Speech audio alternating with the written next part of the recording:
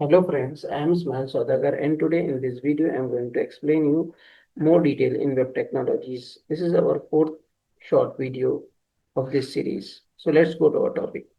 So what it is saying that it has the full control over HTML and JavaScript. In web form, we have seen that it is having server-side controls, and if the developer don't want to work on JavaScript and HTML very much, they can use the web forms. But in case of MVC, we are having our model, view, and controller difference. So here, view is the HTML page which is shown in the browser. So we can write our customized HTML there. We can use JavaScript for performing client-side validation. We use CSS there for designing the page. So it is totally on our hand and we have full control on it. Provide strong support for routing. So here in case of ASP.NET MVC, routing concept is also different.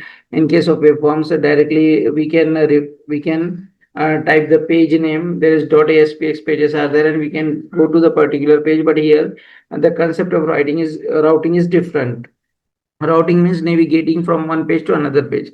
Data binding and testability. So it provides testability as well. Well suited for complex project requiring fine-grained control.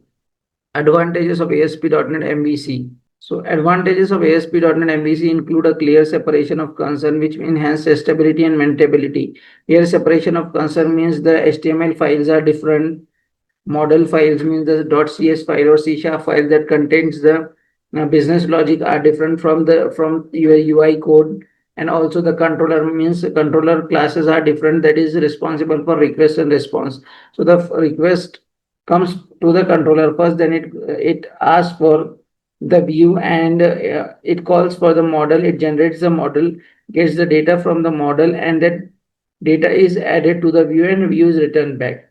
So all three things are different from each other. So it is called separation of concern, which enhances testability and maintainability. So due to the separation of concern means separation of three files, front end logic, back end logic.